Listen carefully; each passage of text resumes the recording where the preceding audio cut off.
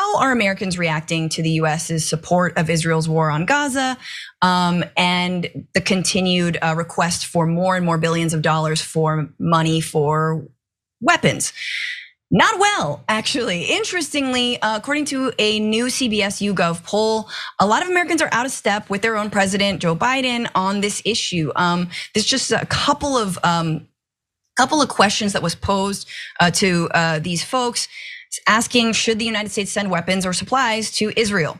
Only 47% of Democrats said they should, and 57% of Republicans, but the majority of Democrats, said should not, 53%, and 55% of independents, which I think is really interesting because that's sort of could swing either way, and 43% of Republicans said they should not. So overwhelming majority of Americans say no more weapons, we should not, which I think is pretty striking at a time like this.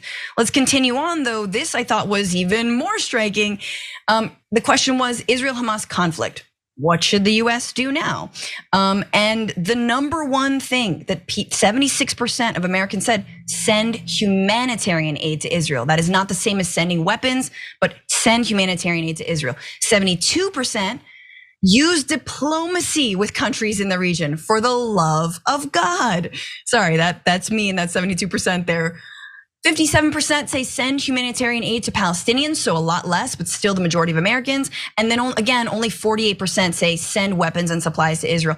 I just wanna stop down and note how striking that is. And as someone who has been around and covered many different attacks and retaliations for attacks between Hamas and Israel, attacks in the West Bank on protesters and whatnot. This is one of the first times I've seen the American public so out of step with their government on this issue. And saying, hey, whoa. Let's do food, let's do aid, let's do diplomacy because this could get out of hand. Yeah, I love polls like this because you read them and then you read the news afterwards and it's like, listen, 76% said we should send humanitarian aid to Israel. What better humanitarian aid is there than bombs? And then you have people say listen, there is no support for this war when no one calculates that that's roughly 51-48, or 48% says we should send weapons and supplies to Israel. It's similar to the poll that I saw that was 80% of people think that this is Benjamin Netanyahu's fault. And then they're everyone just cherry picks what that means when it probably means that that's great for a coalition building representative parliament where you have a bunch where it's a mix of people who are this guy's a psychopath and people who are this guy wasn't psychopath enough not to have killed everyone yet.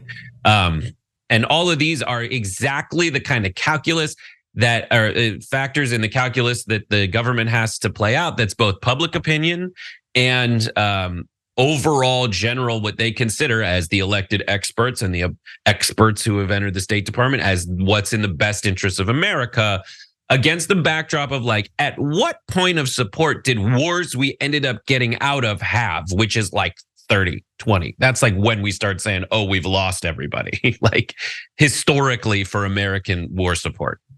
Yeah. Sadly, when it comes to war, the American public has little voice. And I think that's why you're seeing people on the streets now.